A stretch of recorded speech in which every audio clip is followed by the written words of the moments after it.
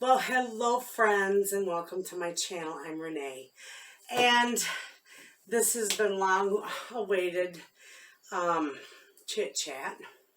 I told you when I was canning tomatoes that I had got bad news.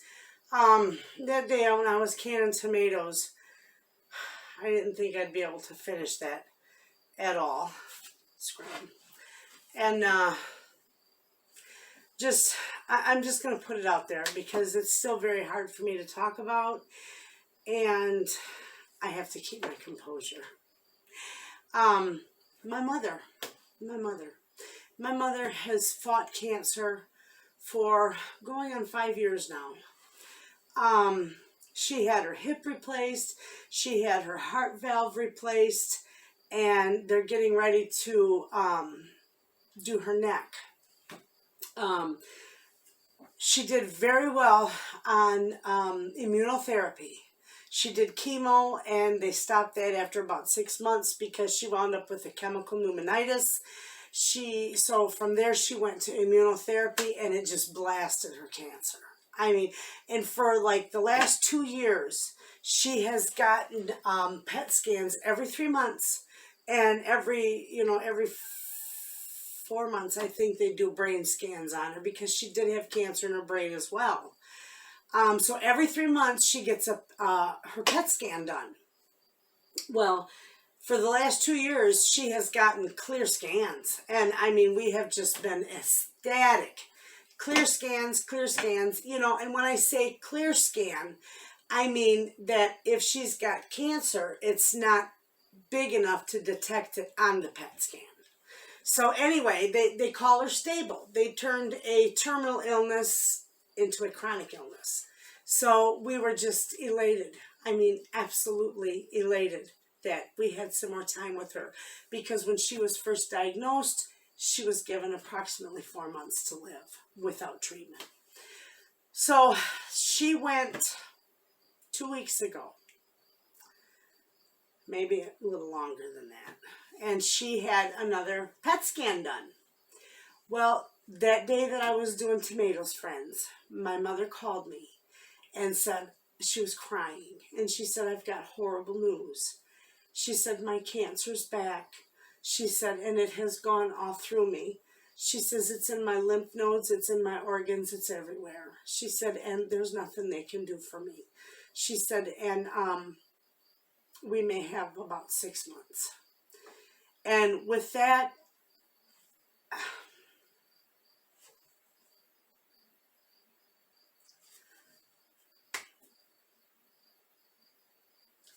hold on.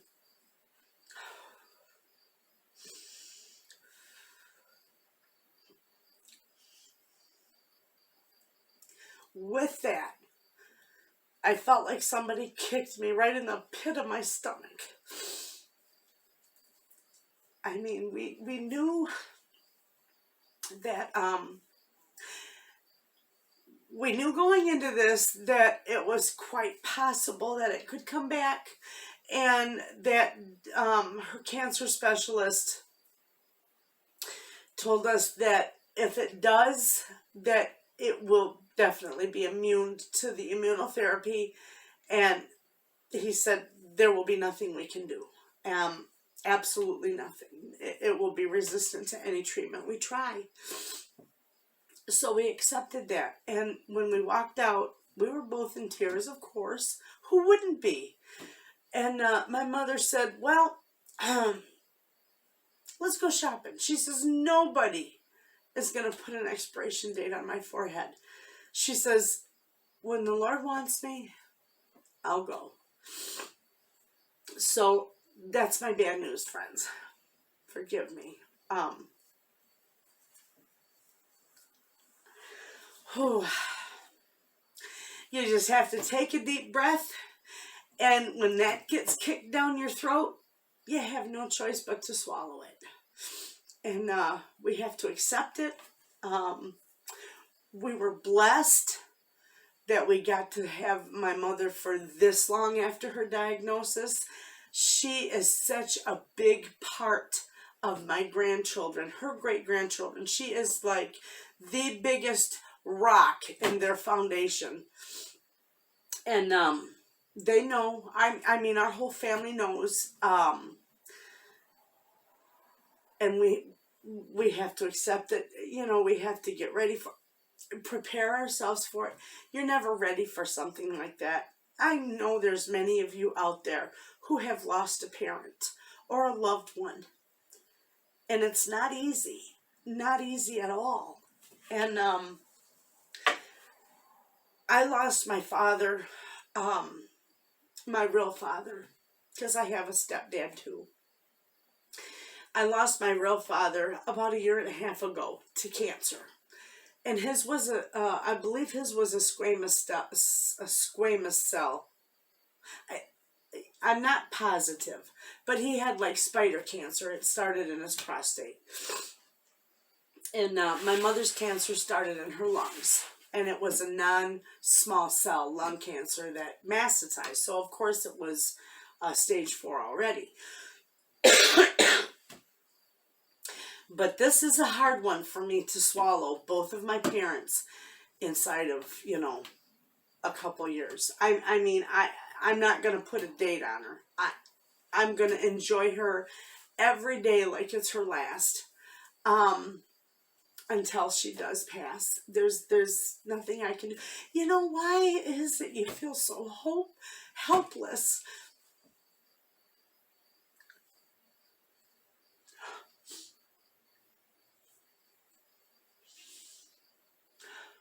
We should be stronger. I mean, I'm not a little girl anymore, you know, but it's like, oh my goodness. My mother and I were like inseparable. And I'm going to miss her terrible. And I know she's still amongst the land of the living, but it just hurts.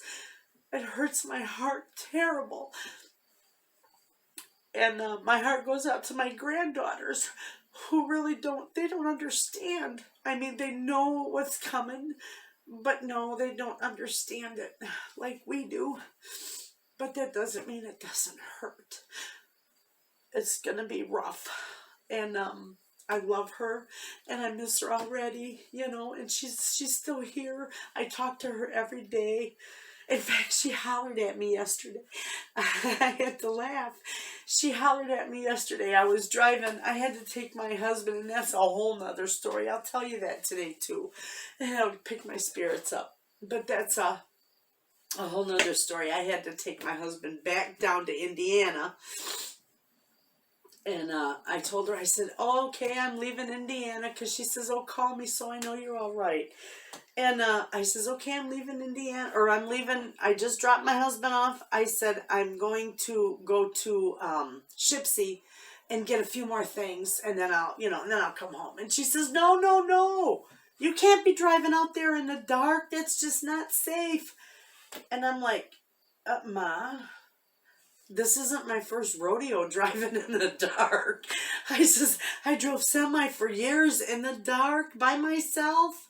I'll be okay. I says, I don't want to pass this up. I don't want to miss it. Oh, and she just had a fit. No, you just got to come home. Well, I had to calm her down. So I told her, I said, well, John's just a few, just a few minutes behind me, so I'll be okay. And then she was fine. No, John wasn't a few minutes behind me. John was more like a few hours behind me. But I don't need her all wound up, upset, and worried. But that's that. She is a sweetie. She is a very strong woman. She was the best mother a daughter could ask for. I mean, and sure, we had our moments. Everybody argues and everybody, bickers and not everybody sees eye to eye, but she's my mother and I love her. Not only is she my mother, she's my best friend. And I have to watch her pass.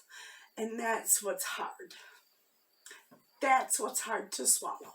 There's nothing I can do except make sure she's comfortable and make sure she's not in any pain and make sure that she passes peacefully.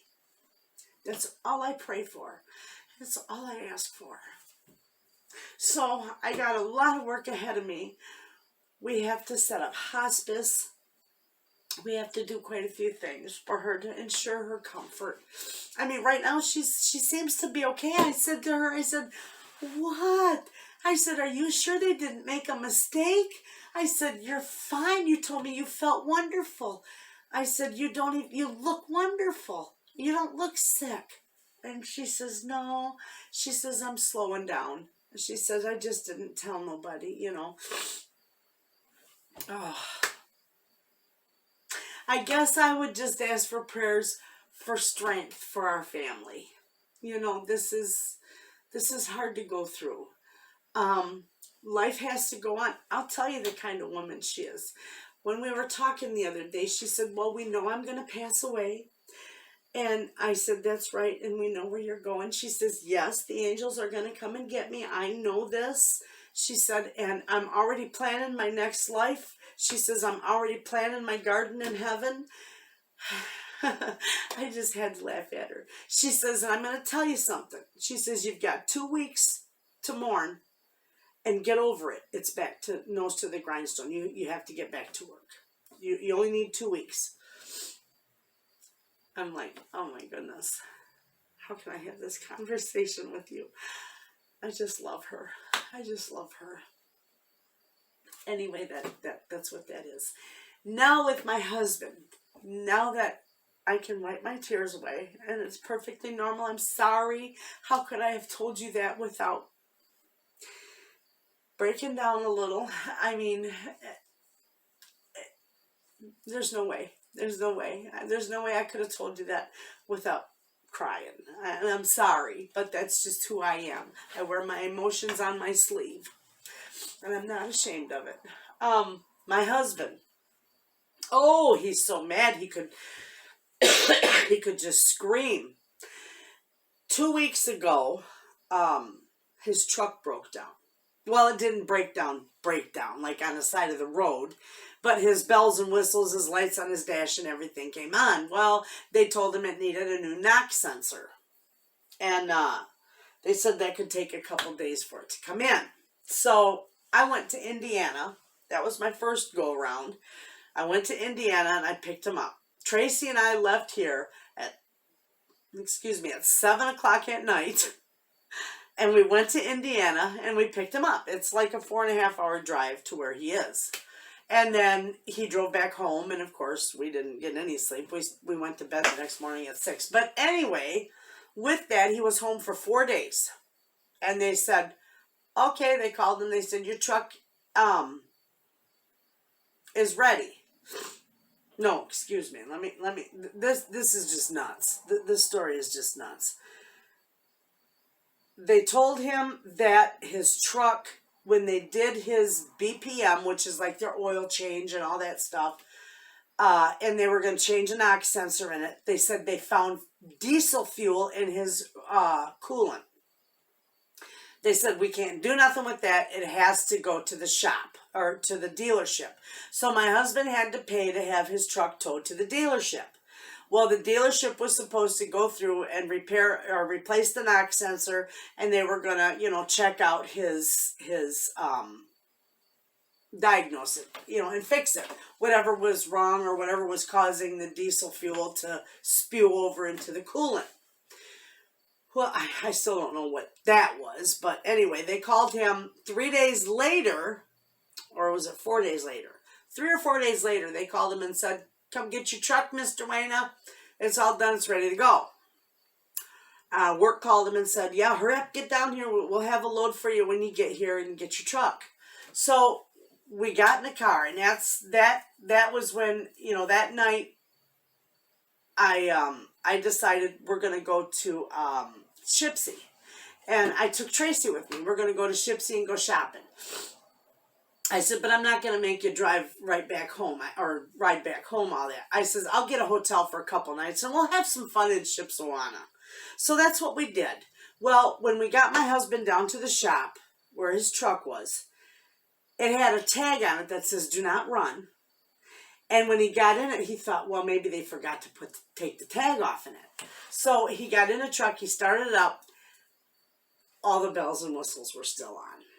And he went back in there and he said, my engine light, all these lights are still on in my truck. He says, why is that?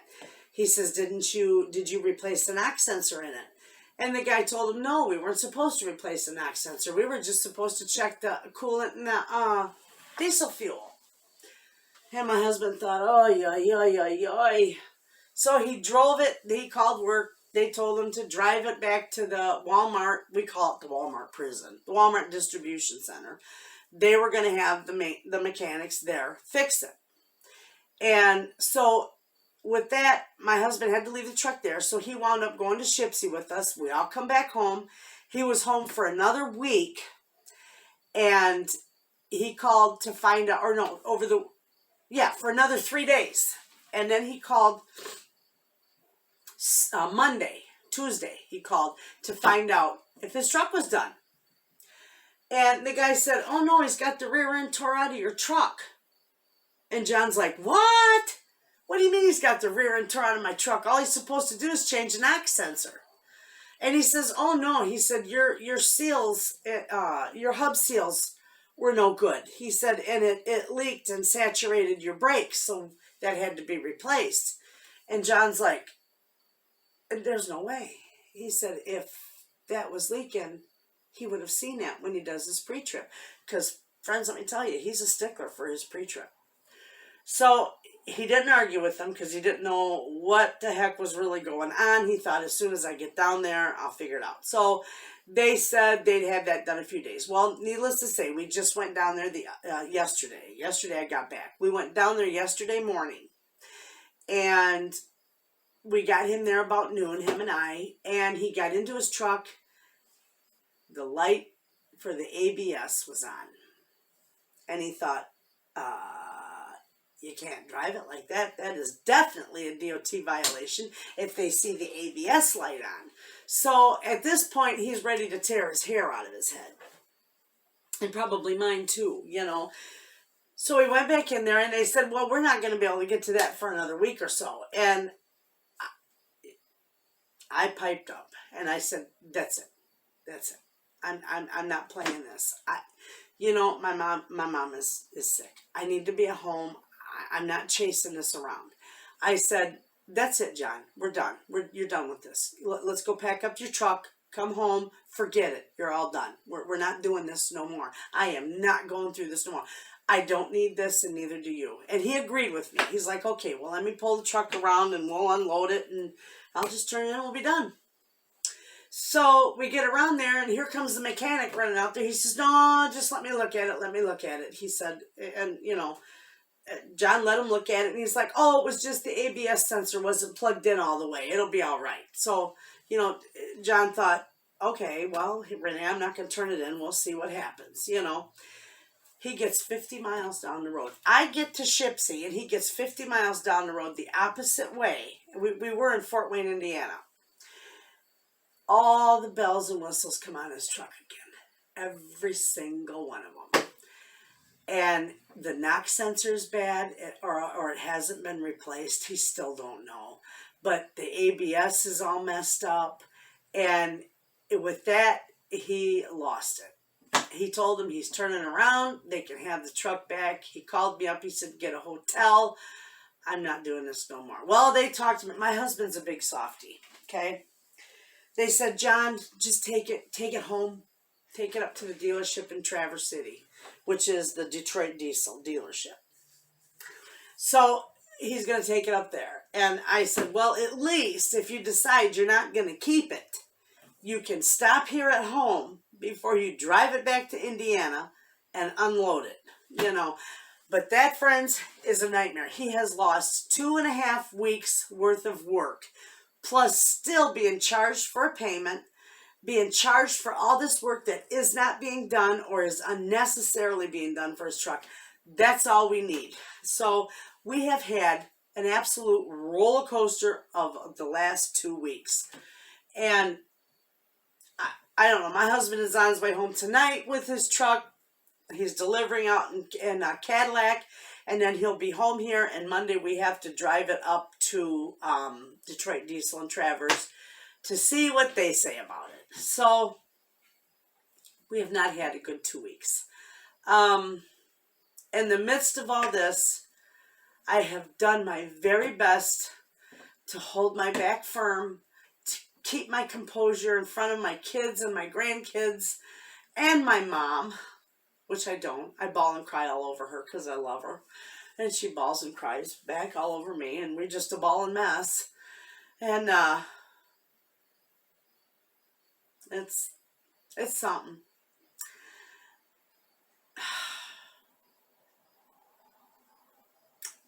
I'm like speechless with it.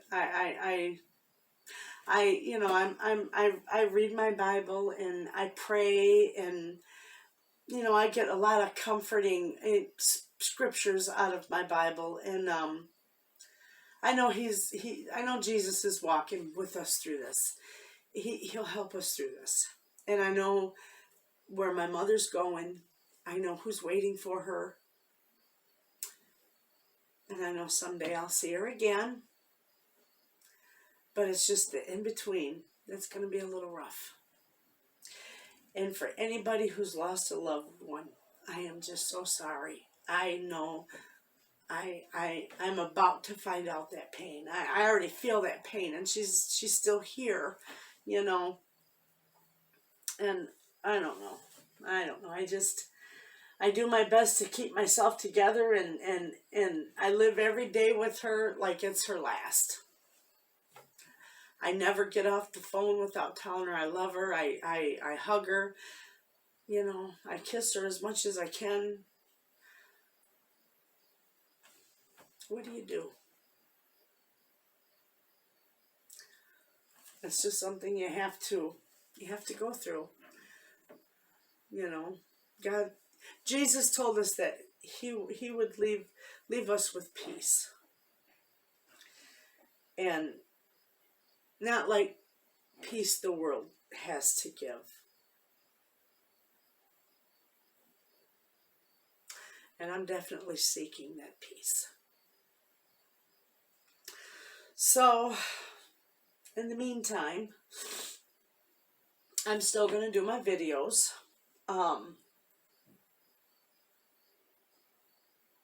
Let's face it. If I didn't do my videos, I would be just a crying jag. I'm telling you, I would just be crying. I'd probably fall into a depression, and I can't have that. So I have to smile. I have to hold my chin up. I have to be strong. I have to pray for strength. I have to pray for peace. Pray for my family. Pray for my grandbabies. Pray for all my friends out there. And I thank you. I thank you all for supporting my channel. Because without you, I'd be sitting here talking to the wall. Anyway, so I don't know what else to say. Something just fell down my stairs. You all have a wonderful day. And thanks for watching. And just keep us in your prayers. And I'll see you tomorrow.